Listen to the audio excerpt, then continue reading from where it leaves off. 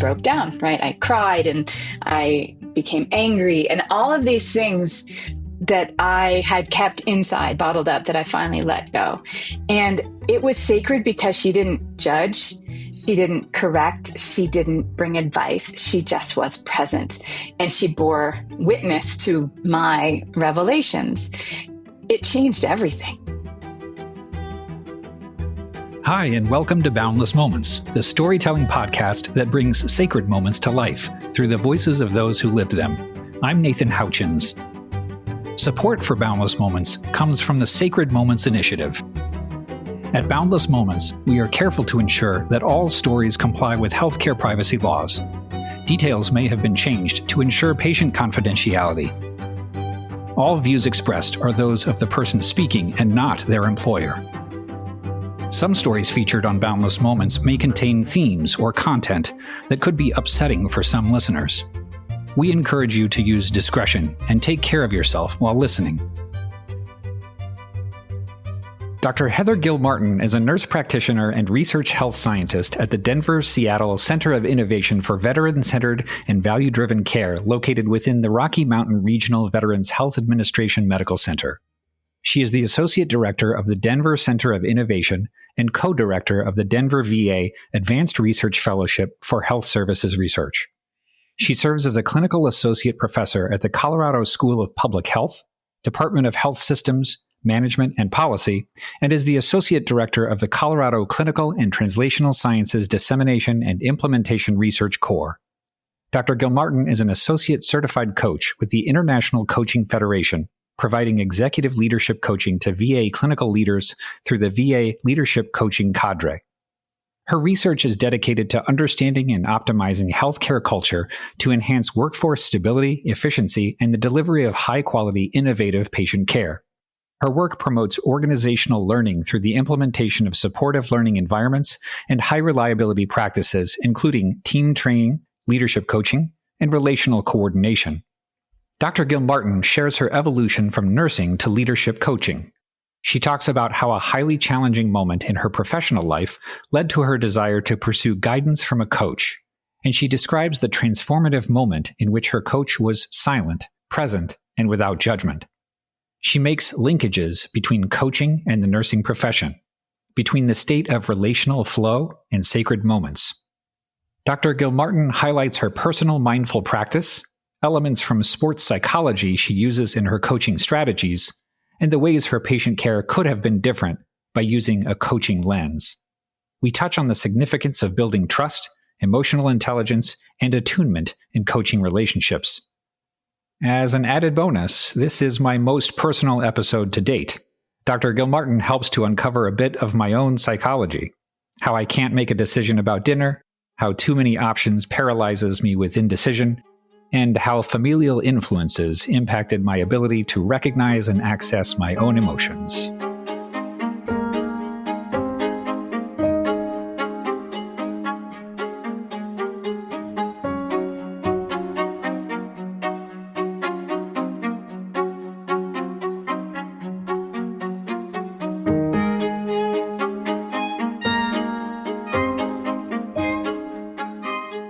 I'm going to share a sacred moment that emerged during my journey through leadership coaching.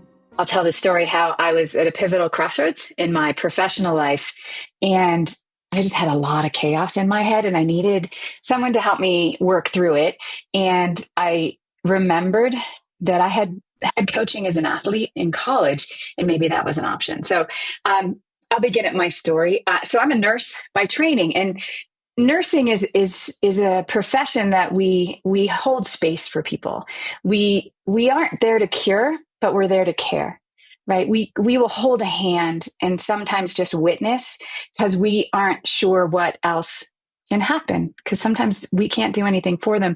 And that sitting and bearing witness has always been a really powerful tool for me in my professional and personal life.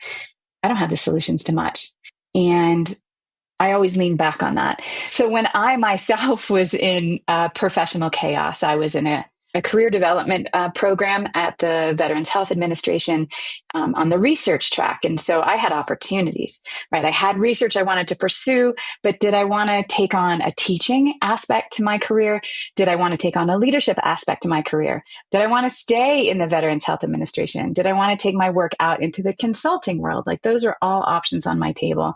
And in addition, I was a mother of 2 high school boys, happily married. And it was this concept of, can I have it all?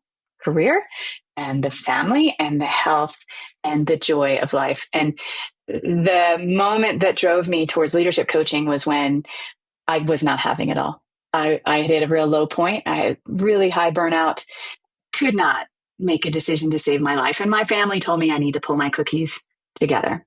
My experience with coaching had been only at an athletic level. I was a collegiate swimmer and sailor, and coaches helped me just do one little thing different. And it sort of always put me so much farther ahead than if I had tried to do the work without someone's set of eyes and ears. And I thought, well, athletic coaching is pretty great. What about leadership coaching? I reached out to a leadership coach. She had a background in psychology, but I wasn't looking for therapy, right? I was looking for someone to just be present and witness me as I processed my ideas. And, it took a bit, 1 or 2 sessions to develop trust. And I think trust is at the core of most sacred moments, to be honest, because you have to let your guard down to get to the good stuff. I sat with her for 2-hour sessions, right? And she would ask me just really general questions, and I would talk and I would talk. And I knew I had my armor up, right? Because I had built protective mechanisms to keep certain things away. Things that had come from my professional past or my personal past that I was like, don't want to go there. That's a little touchy, and I'm fine over there. Just can we stay in this lane? But she kept trying to peel back little pieces of that armor. And at first I wasn't ready. And so she didn't push. And then in the 3rd session, she just kept pushing. I want you to sit with this. I said something. I realized that I did not believe that I had earned my success. I didn't think I was smart enough. And lots of other sort of imposter syndrome concepts. And she, instead of her doing what most people do, which is correct me, no, you're fine. You absolutely earned it. Of course you did. Look at all the degrees you have. She just sat there and was silent. And silence is tough. And I think the silence was what led me to think of this as a sacred moment, for it just opened up my armor. I just experienced and I felt, and and sadly for her, I broke down, right? I cried and I became angry, and all of these things that I had kept inside, bottled up, that I finally let go. And it was sacred because she didn't judge, she didn't correct, she didn't bring advice. She just was present, and she bore witness to my revelations. It changed everything. It seems so silly. It was like a 5-minute tantrum, right, on my own, where I was just letting it all go out. And then I started crying and I blew my nose. And she asked me, so what was that? Tell me what that was. And that was the sacred moment that I was given the opportunity to dwell, right, to face my fears, dive deep into my mind and my emotions. And I felt completely safe and I felt completely heard. That was incredible. And from my side, at first I thought, what was the magic that she just did? But in reality, it was a lot of what I learned in my nursing profession, which was sometimes our patients didn't want, to be honest, to be told what to do. And they didn't want us to put them on a track. They just wanted a space for us to acknowledge them, the challenges that they had to get where they are today, and be present, witness, and then still love them. Because it really does come down to love. So that was a moment, and it was lovely. And what it did was I then spent the rest of that day thinking deeply, where was all that stuff coming from? Why had I suppressed it? And it really came back to things that I hadn't thought about in years, that I had been carrying as multiple bricks in my backpack. And I decided to let them go. I took those bricks out of my backpack and I felt lighter. I just then moved forward. I was able to say, this is why I think I hadn't earned it. And now I believe I have earned it. And so now I will go and apply for a leadership position because I think I'm actually ready for it. Where before I had talked myself into not being ready. And I wasn't going to ever talk myself out of that until that incredible, beautiful moment. And due to that transformation, I started talking to people that I worked with about coaching. And I realized I wanted to become a coach. I wanted to train as a coach because I no longer was at the bedside. I no longer was working with patients and getting that lovely spiritual experience where I sat with patients, right? And both in the best moments of their lives and the worst moments in their lives, it filled my cup. And I was missing that as a researcher. And I thought maybe coaching would fill that. And so here I am now 2 years later. I have completed a leadership coaching program through the National Center for Organization Development in the VA. And I've been coaching almost 30 different leaders in the VA, 150 hours. And I will tell you that it does fill my cup. So as a professional in the caring field, coaching is caring. You're trying to help people improve their personal and professional performance. And I have experienced sacred moments with my clients. And what is fascinating about it is this concept that I was not aware of initially called relational flow. And it's a dynamic when a coach and a client, they enter a zone where they are fully challenged at a high level of skill and awareness.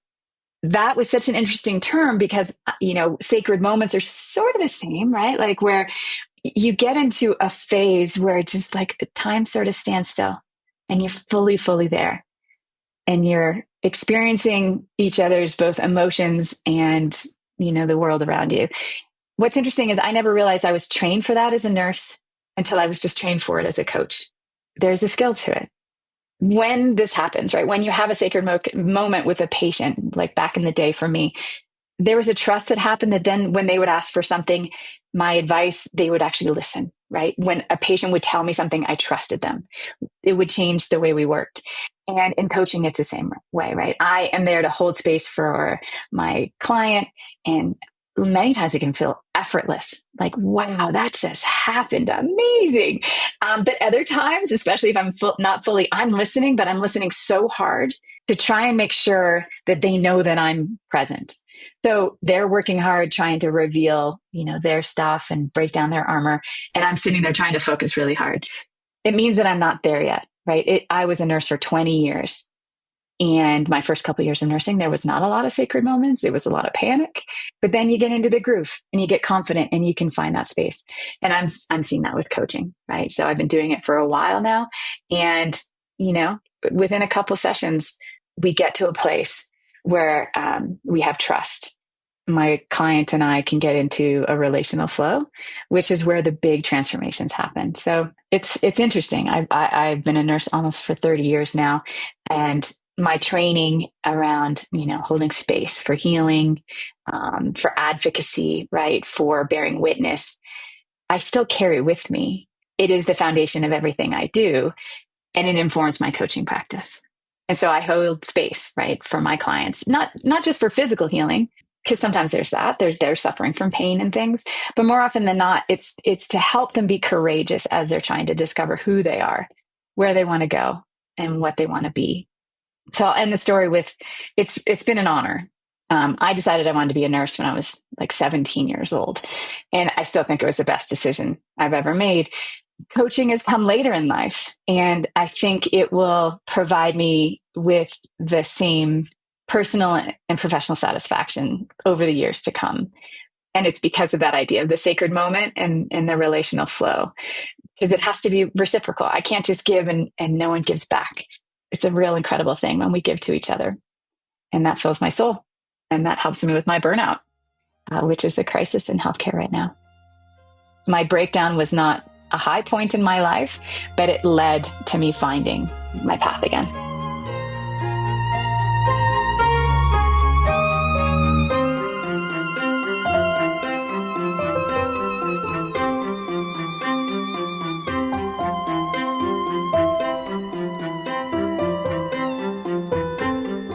I'm here with Dr. Heather Gilmartin, who just shared that really wonderful story of her evolution into becoming a coach after being coached herself.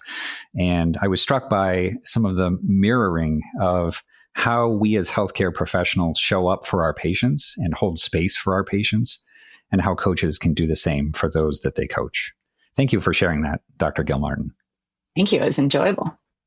I wonder if you have a little bit of time, if you could take us back to that crossroads moment in your professional life and just share a little bit more about what was happening and the sort of balance that you were trying to achieve, family and career and health, and sort of how that led you to think about coaching differently. I mean, I'm not unique, right? Everyone has a world of things going on in their lives in addition to their work. I guess I had the luck of having so many choices. You almost get drowned in it. There was a study out there once about having like too many toothpaste options out there. Like if they could just give us 3, we actually would be happier than having 20.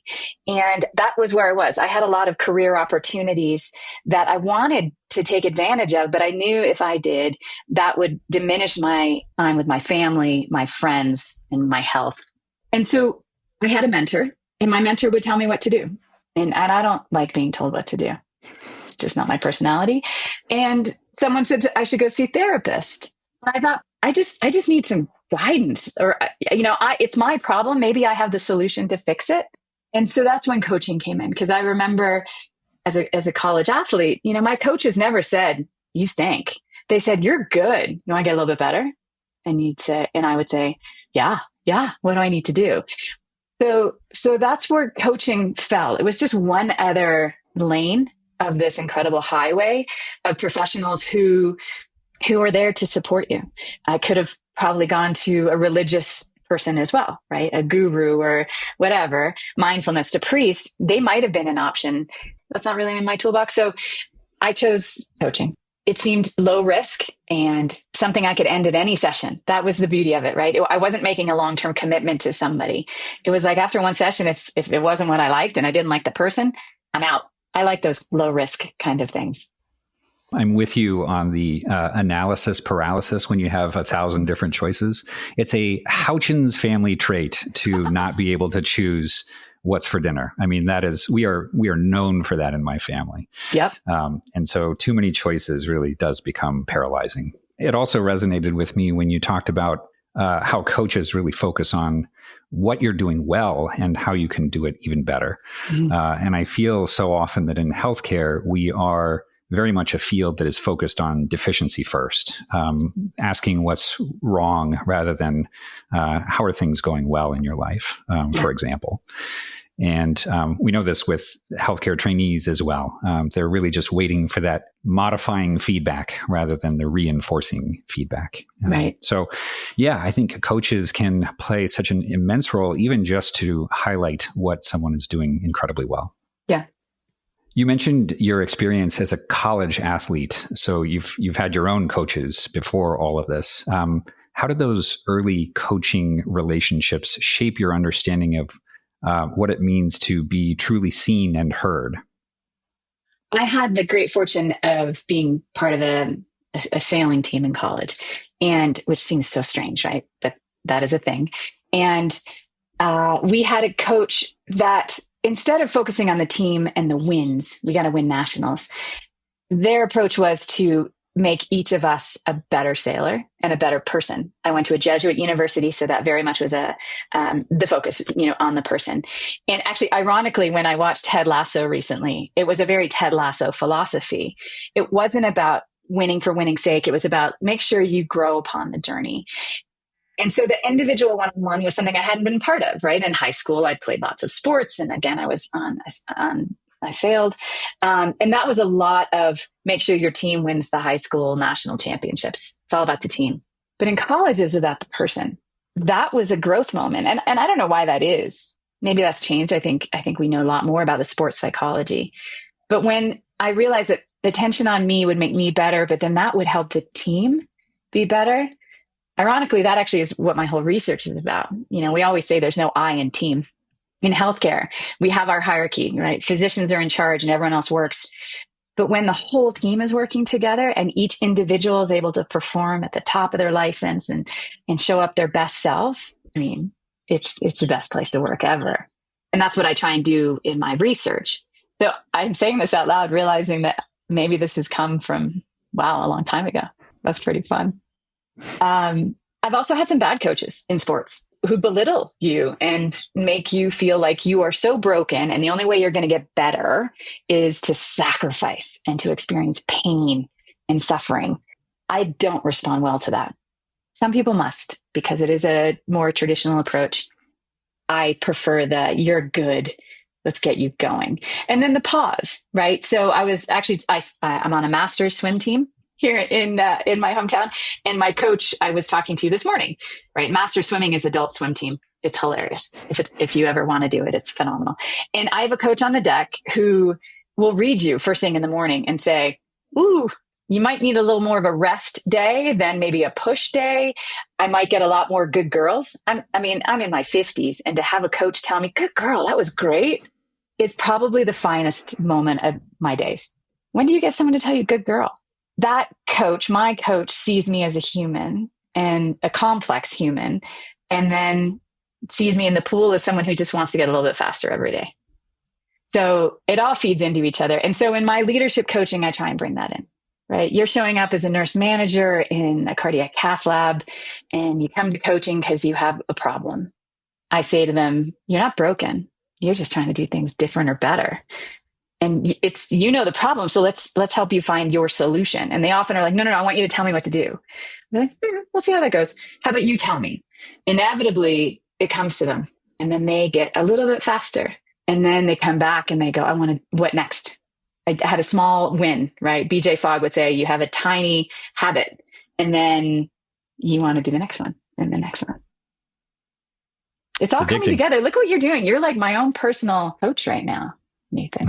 Oh, this is an honor for me. I think what I'm tapping into is really doing my best to do what it sounds like effective coaches have done for you, which is being attuned. How attuned must you be with another person to be able to have that insight of maybe this is more of a rest day for you? I'm reading the energy here, and I'm just picking up on these vibes. Maybe this kind of workout would be better for you today. What an incredibly rewarding ability to know another person to that level. Mm-hmm. Yeah, you honor the person and you honor yourself. It's lovely. And it leads to all of the things that you described in your story about being coached, about that safety and the trust to be able to let your armor down and to get to the good stuff. Mm-hmm. People walk around with a lot of armor and lots of bricks in their backpacks. And the only ones who can take those off is them.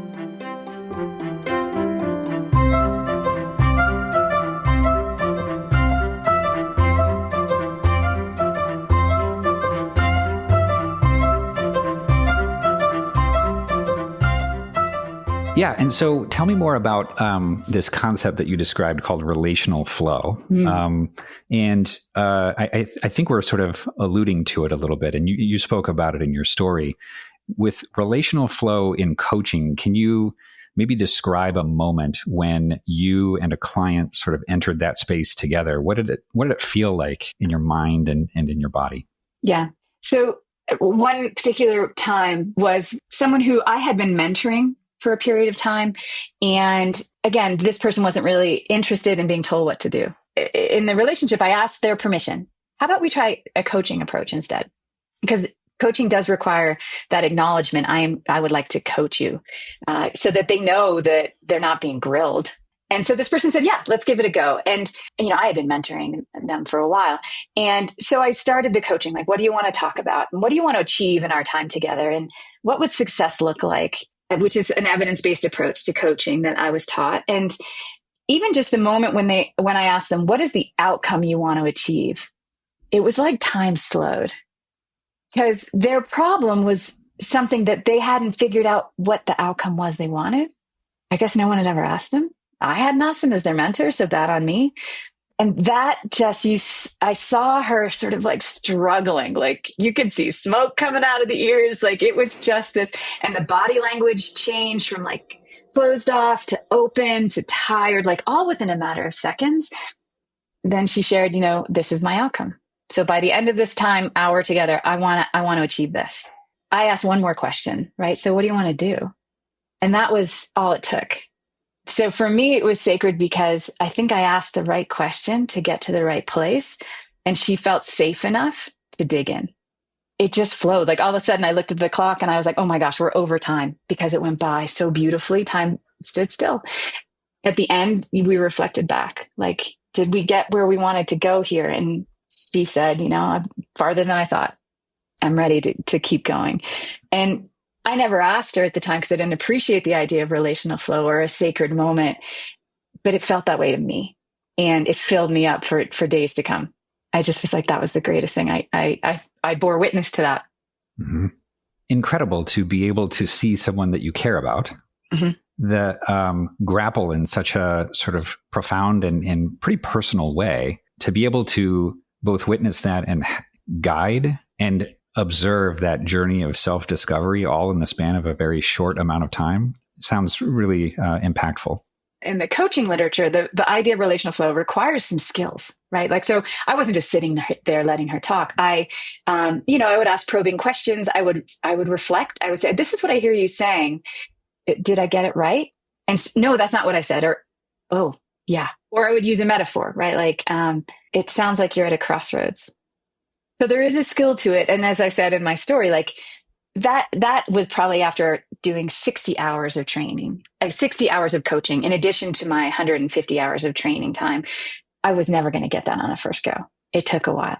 And my understanding as coaches move forward in their proficiency, it comes quicker, right? The more master coaches can get you there really quickly. I mean, in nursing, right? We know that there's that, novice to expert.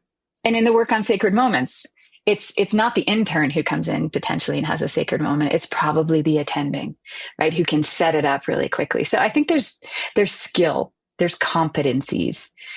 I think religious people train too, right? To get there. Mm-hmm. Yeah, you alluded to some of them, but what are those sort of pieces that you use to become a coach that fosters these kinds of moments? You've mentioned a few. I don't mean to repeat myself, but I'd love to hear your thoughts about what is it that we can do as coaches to set ourselves up for these kinds of moments. I think I've been doing this work in preparation for this phase of my career for a long time. So I've had a mindfulness practice for almost 30 years.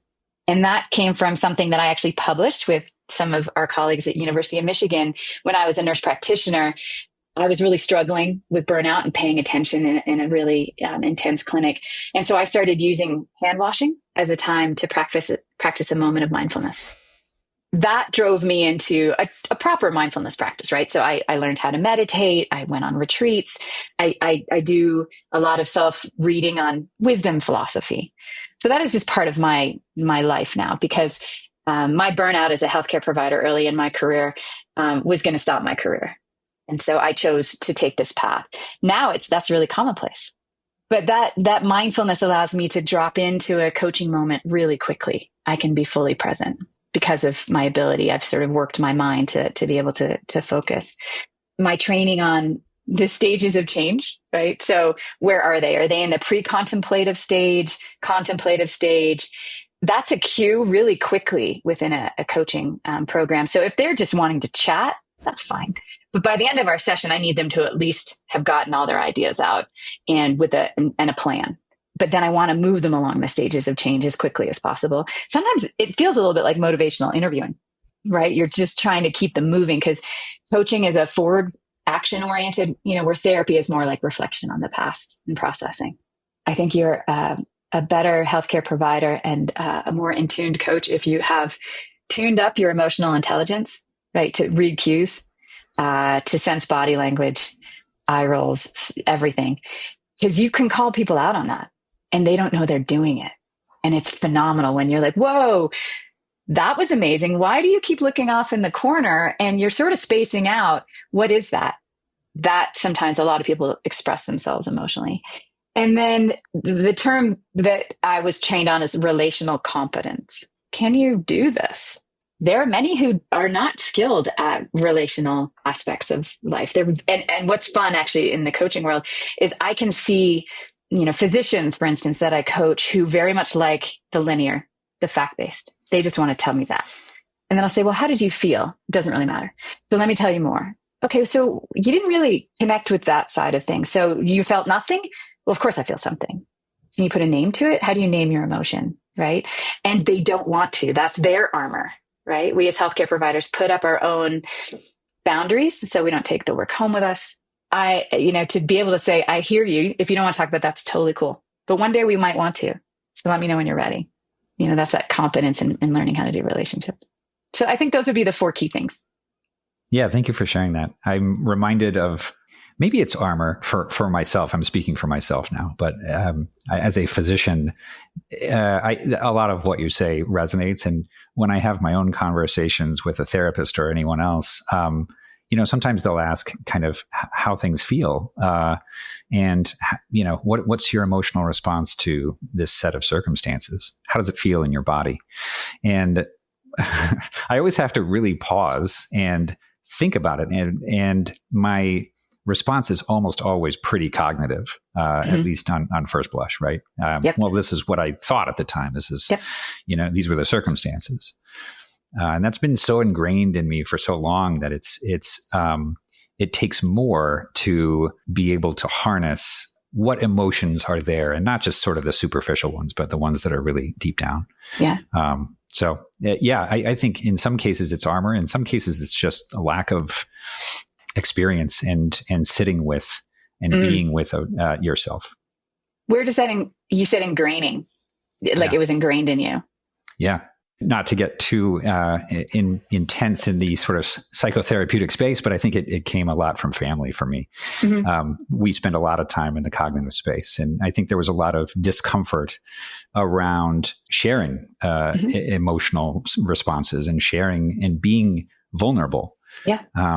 Because I think many in my family were at a point where they didn't feel like they had the luxury to do so. Yep. And so it was just something that you didn't really talk about or think about. Yeah. Well, thank you for that. Yeah. Yeah, no problem. I can't wait to share this with my own family. I will say that the piece around coaching, which I was taught early on, is you do ask for permission. Like, can I coach you on things? Because when I was training, and I have 2 teenage boys, and I would be like, oh, I'm going to try this out on them. Right. And they would be, and I'd be like, so tell me more. Why do you think? I'm so curious. And they'd be like, are you coaching me? No. They got wise. So then I would say, what would you like? Would you like to be coached? Would you like to be hugged? Would you like to be told what to do? And for a period of time, they'd be like, yeah, I wouldn't mind a little coaching on this. Mm-hmm. Sometimes they're just like, I just need a hug. That's my favorite. Mm-hmm. I don't get that very often. Yeah. Yeah. I think that's so great, because so many times people gravitate toward, how can I fix this? How can I reassure this person? Yeah. Because that will make them feel better. Yeah. And yet for so many of us, that's not at all what we're seeking. We're simply seeking the hug or the coach or what have you. Yeah, absolutely.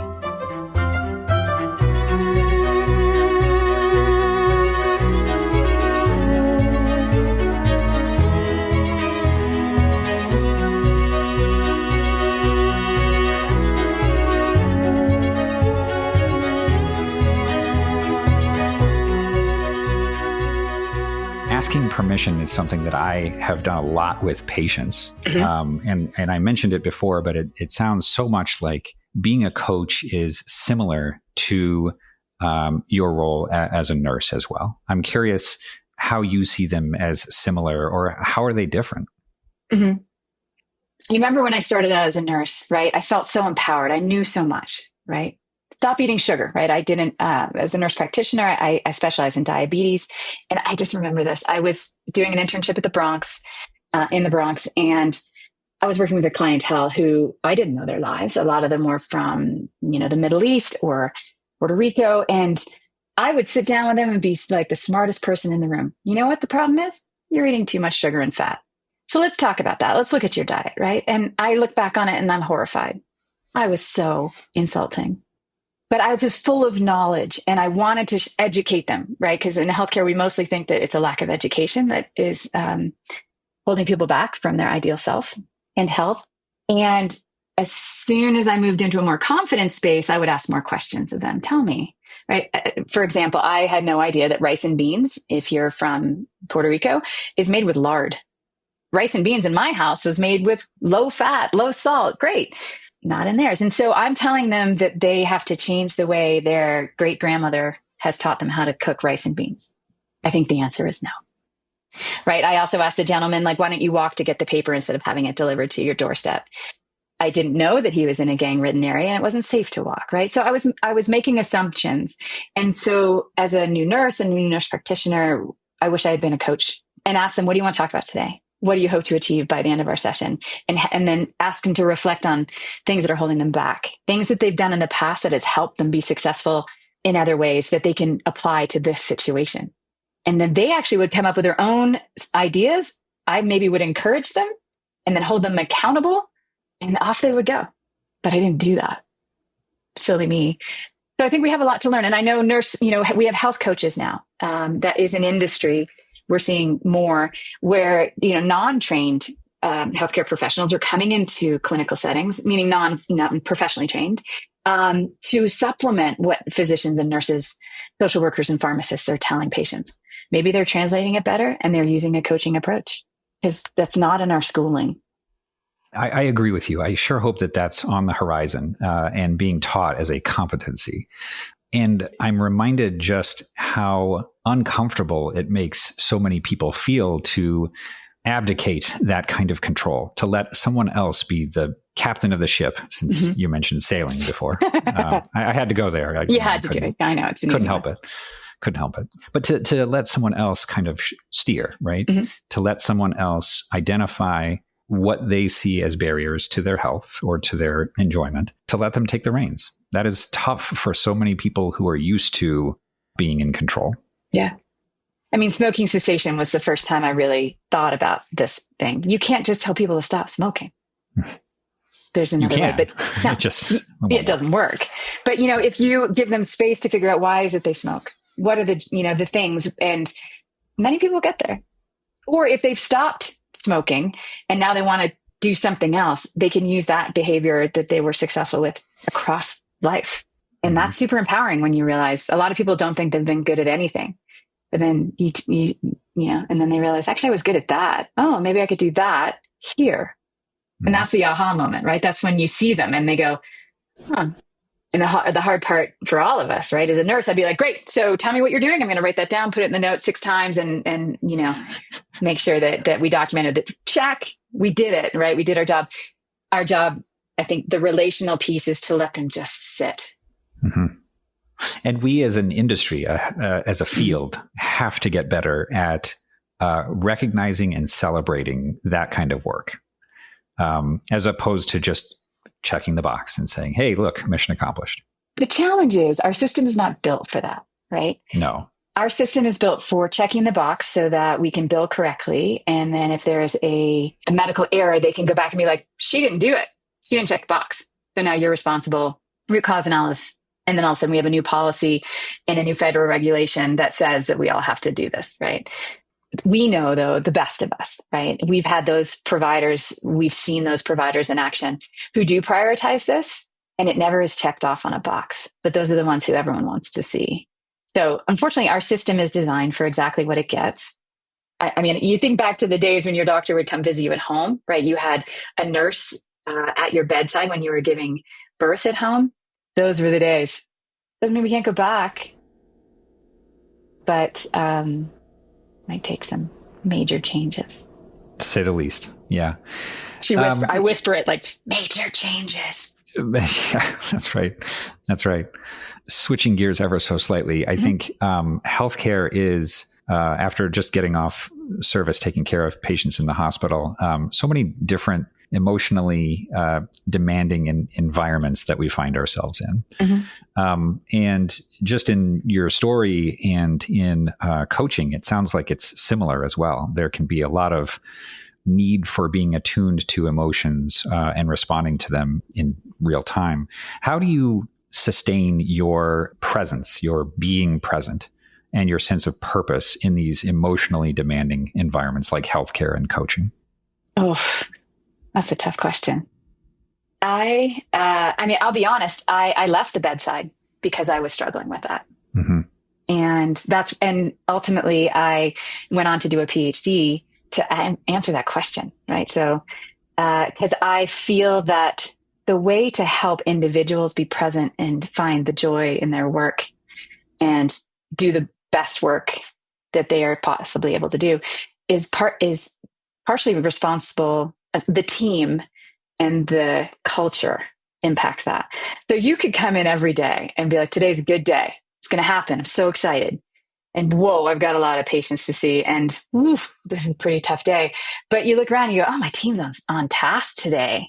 And in our huddle, we started off with a good part of the day.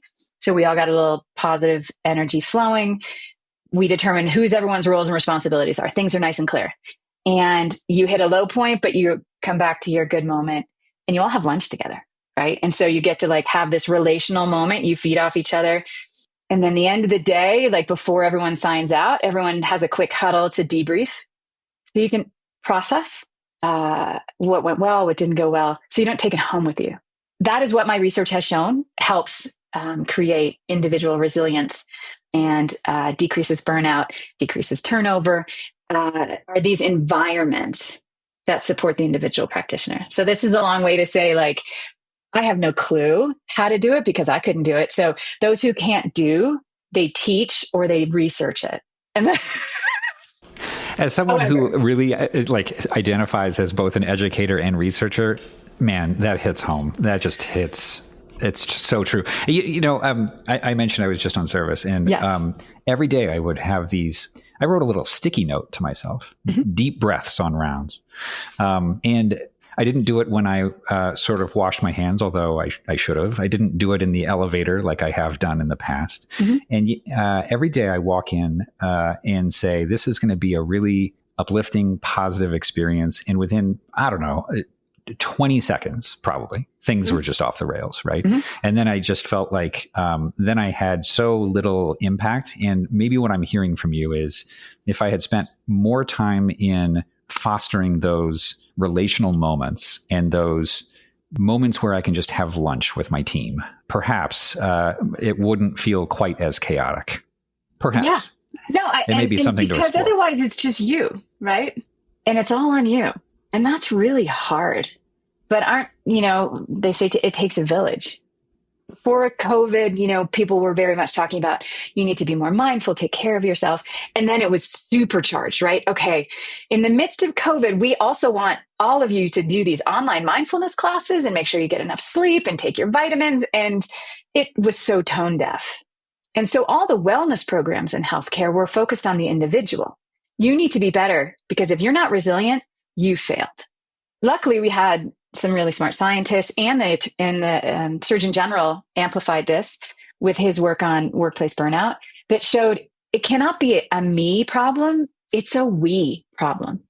And when we focus on we solutions, it's not just on you.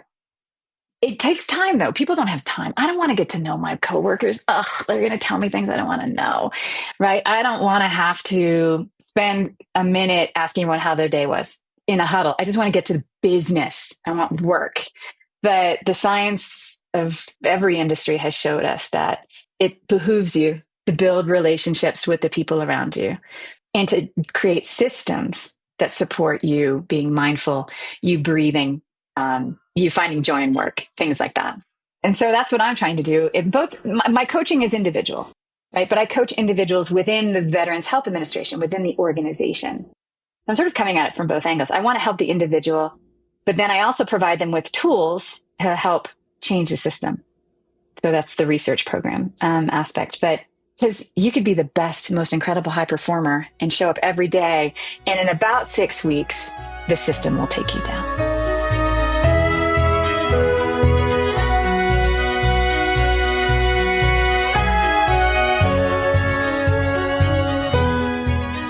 I wonder what advice you would offer to someone who feels called to coaching, particularly in service-oriented professions like nursing or like healthcare. For someone who is looking into coaching, and it's an industry now, right? It's an unregulated industry. So for myself, I went through the National Center for Organization Development, which is a certified program by the International Coaching Federation.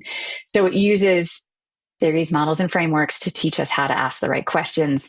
It's guided by the ethical code of the International Coaching Federation, because we're, healthcare providers, we're scientists. We're going to do what the science tells us to do. If you are called to coaching, I encourage you to go there. There are coaching classes you can find on TikTok. You can, they're all over the place, whatever you choose to do. If you're going to service the healthcare industry and patients, I would encourage you to find those that are scientifically based. And then you have to do a lot of work on yourself. Because if you're coming in to be the smartest person in the room, probably the wrong choice. Michael Phelps, greatest swimmer of all time, nobody knows the name of his coach. Yeah, we don't do it for the recognition or the prestige necessarily. And you can make a living. A lot of people apparently make an incredible living. But healthcare providers, that's different than executives, right? Like there are people out there charging $1,000 an hour for leadership coaching to executives, to the tech industry, you name it. Awesome. Go for it. I chose a long time ago to be a nurse. I have an incredible wage. I earn a great living. I have a lot of flexibility and it fills me up. And I feel like I'm making the world better. So as a coach to other healthcare providers and patients one day, potentially, I go with that. I'm not looking to be famous. I'm not going to be on TikTok. I'm not looking to make millions. But if I can make those who care for others' lives better, then that's worth it. While doing the same for yourself. Yeah, it's a bit selfish. I do get something out of it. Don't get me wrong. The best endeavors, I think, have that dual edge to them. Is there anything else that you'd like to share with the audience of Boundless Moments before we part? Well, I'd like to thank you and your team for bringing this forward, because I think we are at a time when we should look for the sacred and we should think that there are no boundaries to what we can do. Because I think, where are we now? June 2025 feels pretty confining. And the spiritual and sacred is not out there as much. And in healthcare, I think if we tap into that, it will remind us the good work we do on a daily basis. And yes, our healthcare system is broken, but look for the greatness. Be delighted in the small moments, and you'll get through it. These are not the worst of times. These are just times. Yeah. And we can control some things. I'm really hoping that sacred moments can be the sort of beacon that so many people are thinking about. And, our research has shown over and over again that particularly people in healthcare, maybe they don't know it as such. Maybe they don't know the term sacred moments, but when we describe it and when we describe how time seems to expand or even stand still, when we describe that there's this deep interconnectedness, people know right away. And they start nodding and they start reliving it in their own minds. And so my hope is that even just by sharing some of these stories, that people can recognize their power and hopefully share their own stories with us and with each other. Yeah. I mean, to go back to what you said, you don't use emotions. You don't tap into those as much. You have to name them, right? So you have to name what I experienced with my first, amazing coach as a sacred moment, to then really cherish it. And you hold those those moments you hold. I mean, I could still share with you so many of my nursing moments, but that's a whole nother podcast. But they still sit with me. Those are the greatest moments of my life. That will be the second episode with Dr. Heather Gilmartin, when we invite her back to share all of her sacred moments from nursing. Yeah. Oh, man, I can't wait. Thank you so much for spending your time today and for sharing these insights with us. It really has been a privilege and an honor to have you on the podcast. I love your work. Please keep it up. Thank you. Absolutely. Thank you.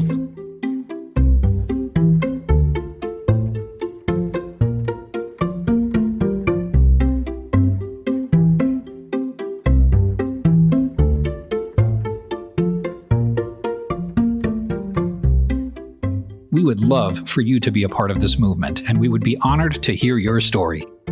If you have experienced a moment of grace, connection, or empathy that changed you, we invite you to submit it for consideration to be shared on Boundless Moments.